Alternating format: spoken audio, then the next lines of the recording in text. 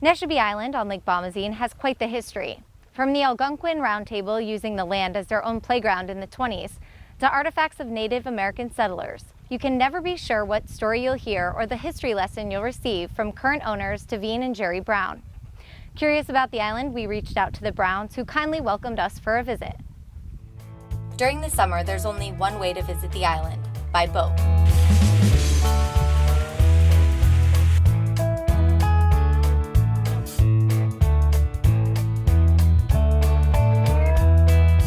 The landmass located in the water of Lake Bomoseen is 7 acres, complete with walking trails, a barn, stone house, and a green-painted clubhouse, once used as a hotel for some of New York's famous actors, writers, and playwrights.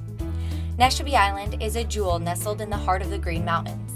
We wanted to find a place on the lake, so my husband was driving around looking for places in Lake St. Catherine and Lake George and Lake Champlain. And we had heard of Lake Bomoseen but didn't know anything about it. So one December day, we pulled into a real estate office, Winterbird Century 21, and Jerry says, "We're looking for a place on the lake." And she had just come back from a 10-day vacation and things weren't going well, and she said, "Well, let me show you a few." So what did we look at? Like 8 of them around the lake. And Jerry said, "Well, I grew up on 250 acres down in Granville. I'm a dairy farmer, or I was, until I was 18, and I realized I didn't like milking cows. So we were looking at all the runs around the lake. They were all a little close together for me. Yeah. So when she asked which one I liked, and I said there wasn't any that afforded me the privacy that I wanted. A few minutes later, the real estate agent had a new idea: Neshobe Island. Then she said, "Well, the island's for sale." and we said, "What island?" Where? And I grew up in Granville, and I never heard of it because Lake St. Catherine's where Timoth Pond was as far north as we came. Yeah. So it meant, we said, well, let's just take a look at it. Fortunately, it was late in the season, so the owner, Merritt Chandler, actually had to bring us out here with his boats, because all the boats were out of the water.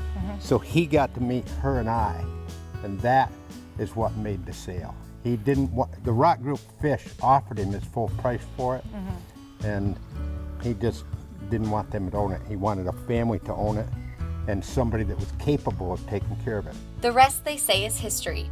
Taking over ownership in 1998, the Browns say the island is a labor of love.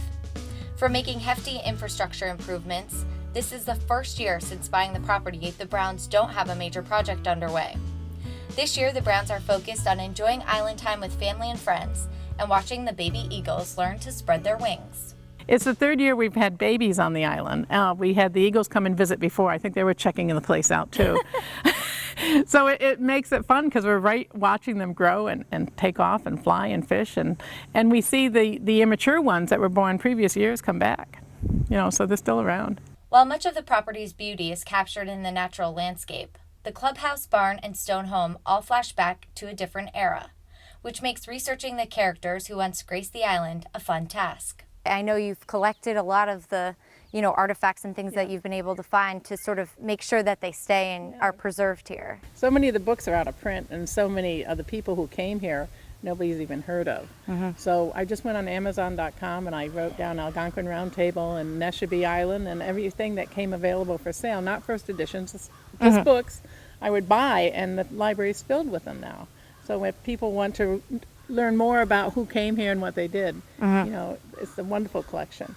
And I have scrapbooks full of things, and it's just kind of a hobby now. The library, located in the stone house, is full of black and white photographs, books, and a worn reading chair. It was Alexander Wolcott's favorite reading spot. The Browns haven't refinished it, wanting to showcase memorabilia of previous owners. On the wall, pictures highlight famous faces that traveled to the island. Down at the clubhouse, sitting on the couch, is still there. Helen Hayes on the left, her husband Charles McArthur on the right. While you could spend hours thumbing through books, looking over pictures, much of the essence of the island is outdoors. When first docking, newcomers to the island, like ourselves, are quick to spot an old Jeep and wooden barrels left on Neshobe Island by previous owners. The barrels were in the barn from the 20s, and what they were used for was to bring the flour and the cornmeal or anything that the chef need to cook the meals for the rich and famous in the 20s. The Jeep was here by George Chandler. He owned Hubbardton Forge. His dad had him, he taught him the work ethic, so that Jeep was helping him out here. Most of the big ticket items, like the Jeep, made it to the island during winter when the lake is frozen over. Not a huge fan of winter and cold weather, Jerry Brown prefers a different method for transportation, a homemade barge. Well, when the big barge was in the water, which we don't need it because we're not doing any structural anymore, she would just put the car on the barge, bring it over, and we'd unload it just like everybody Yeah, we does. could drive up here, and that made it easy. The ferries for the islands, Yes. you know, Block just and drive on and off. Nantucket and all that. Well, similar, but there wasn't a boat operator. You got to do it yourself. The Browns say living on the island is peaceful and quiet, but the most fun they have is when family and friends come over to stay. People have been so kind to us, you know, and we've gone out of our way to invite people to come and see the island, and we just love showing it off because we've worked very hard to make it like this, you know, and this is the first year we don't have a major project. So it's like fun now. Inside the two homes, the green clubhouse where most guests stay, and the stone home on the hill, the Browns have kept the feel the same while at the same time investing in infrastructure upgrades to secure the building's longevities.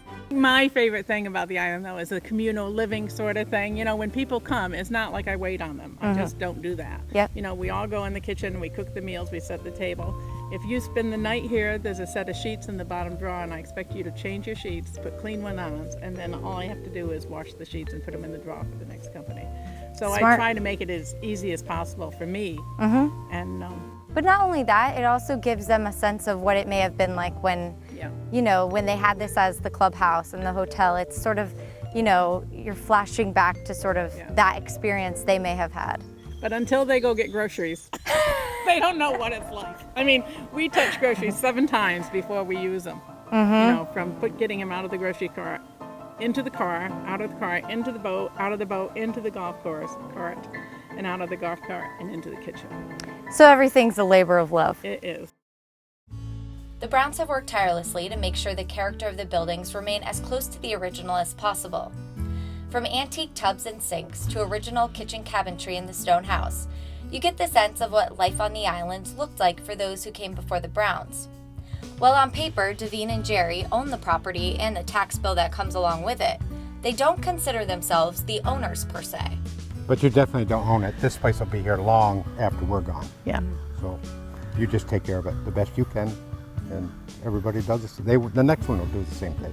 The Browns prefer to call themselves the current caretakers of the island. Because anybody can own it, but to keep it and take care of it, that means you've got to have somebody very special. It's not just the homes that are full of history, but the barn is a treasure trove of fun finds that date back to some of the original faces known for staying on the island. They said the local people weren't so bad, but the tourists who came wanted to see the movie stars here, so they'd have to put a lot of these. That's when Harpo dressed up and chased him away. Harpo Max is the man Devine is referring to. It is said he, along with other famous New York faces, spent a good amount of time here playing long matches of croquet and scaring mainland residents with odd behavior. For us, the barn was a great glimpse into how past residents spent their free time. Outdoors, there was plenty to do as well, from touring hiking trails along the outer rim of the island to sitting outside by the campfire. The island is a little slice of heaven.